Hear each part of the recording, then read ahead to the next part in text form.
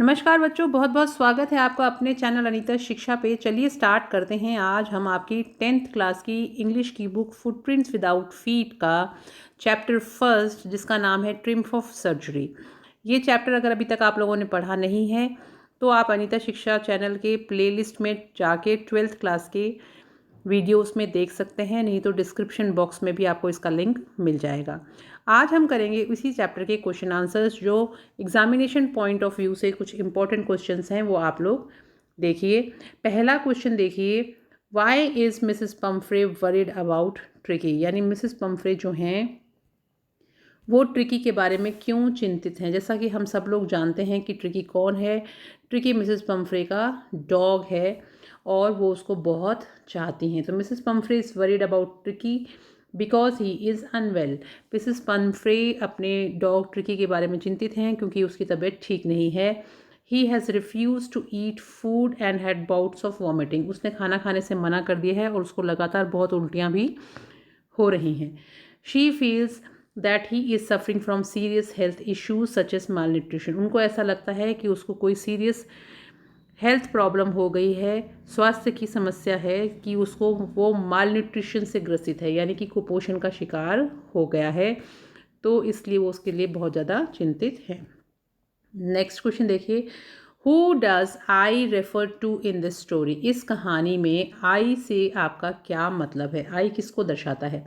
I refers to the narrator mister James Herriot, a veterinary doctor. Mister James Herriot जो इस कहानी में doctor भी हैं और लेखक भी हैं, उनको दर्शाता है आई। नेक्स्ट क्वेश्चन देखिए, is the narrator as rich as Tricki's mistress. कि क्या आपको लगता है कि जो मिस्टर हैरियट हैं वो उतने ज़्यादा अमीर हैं जितने कि मिसेस पेम्फ्रे हैं, यानी कि जो ट्रिकी की मिस्ट्रेस हैं, मालकिन हैं वो। No, the narrator is not as rich as Tricki's mistress. बिल्कुल भी नहीं है, ऐसा नहीं है। नरेटर बिल्कुल भी उतने अमीर नहीं हैं जितने कि ट्रिकी की मिस्ट्रेस हैं, उसकी मालकिन है। How does he treat the dog. वो उस कुत्ते का इलाज कैसे करते हैं, यानी ट्रीट करते हैं डॉगी ट्रिकी को। He takes the dog Tricki to his surgery. सबसे पहले वो उसको अपने शल्य चिकित्सालय में ले जाते हैं। There he does not give much food to it. उसको वो ज़्यादा वहाँ खाना खाने के लिए नहीं देते। ही इंस्टेड, बजाय इसके, कट्स इट्स फूड। उसका खाना जो है वो कम कर देते हैं। He keeps it up on a strict diet. वो उसको काफ़ी स्ट्रिक्ट डाइट के ऊपर रखते हैं। He keeps it under observation. और वो उसका ध्यान भी रखते रहते हैं, ये देखते रहते हैं कि उससे क्या फ़र्क पड़ रहा है। At the end of the day Tricki changes and it start showing some interest in the surroundings. On the third day it whimpers. यानी उनके देखभाल करने से 2 दिन तक उसको खाने के लिए कुछ नहीं दिया जाता, स्ट्रिक्ट डाइट पे रखा जाता है, सिर्फ पीने के लिए लिक्विड दिया जाता है। और उसके बाद में तीसरे दिन वो देखता है, थोड़ा सा उसकी रुचि जागती है कुछ आसपास के वातावरण में, और तीसरे दिन वो थोड़ा सा हिलता डुलता भी है। तो इस तरह से वो चेंज दिखता है उसके स्वास्थ्य में। Why is he tempted to keep Tricki on as a permanent guest. यानी कि ट्रिकी को एक परमानेंट गेस्ट के रूप में रखने के लिए वो क्यों सोचते हैं, उनकी क्यों ऐसी इच्छा होती है। It was a temptation to keep Tricki as a permanent guest. एक परमानेंट गेस्ट उसको रखना चाहते हैं कि भाई मैं इसको अपने पास लंबे समय तक रख लूँ। इट वॉज बिकॉज, ऐसा इसलिए सोचते हैं क्योंकि Mrs Pumphrey started sending fresh eggs 2 dozen at a time. क्योंकि मिसेस पेम्फ्रे उनको रोज़ अंडे भिजवाती थी, लगभग 2 दर्जन। और the staff of mister Herriot ate these eggs. Mister Herriot और उनका स्टाफ जो है मिलके उस अंडों को खाता था। There came bottles of wine etcetera. और उसके बाद में उनके पास में वाइन की बोतलें भी आती थी जो मिसेस पेम्फ्रे उनको भिजवाती थी, और वो सब भेजती थी डॉग के लिए, लेकिन वो डॉग को नहीं दी जाती थी क्योंकि उसको इन सब चीज़ों की ज़रूरत नहीं थी। There came bottles of wine etcetera. It was really great thing for them. और उन लोगों के लिए बहुत ही महान काम था जो उनके यहाँ अपने आप होता जा रहा था, उनको अच्छा खाना पीना मिल रहा था। Mr Herriot does not give this to Tricki because it was of no use to him.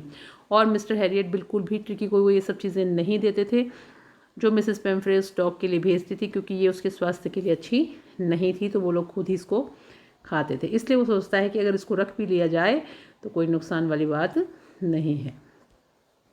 Next question देखिए, why does Mrs Pumphrey think the dog's recovery is a triumph of surgery. Mrs Pumphrey को ऐसे क्यों लगता है कि जो dog ठीक हो गया उनका ट्रिकी, वो एक शल्य चिकित्सा के द्वारा ही हुआ है, यानी उसकी सर्जरी की गई है। She thinks so because it is the surgery that is hospital.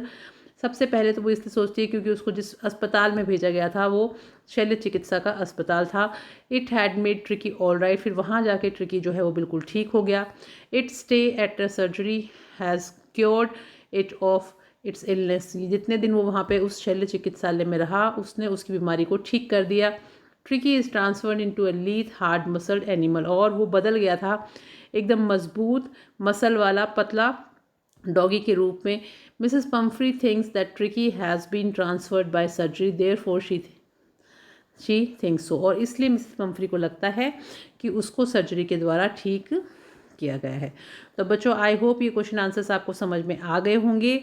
हम मिलेंगे नेक्स्ट क्लास में नेक्स्ट चैप्टर के साथ में, तब तक आप लोग इसके क्वेश्चन आंसर्स अपनी नोटबुक में कर लीजिए और अपने साथ के और बच्चों को भी इस चैनल का लिंक शेयर कीजिए ताकि वो लोग भी इंग्लिश की पढ़ाई कर सकें। Thank you, have a nice day. और जाने से पहले लाइक, सब्सक्राइब और शेयर ज़रूर करें। Thank you.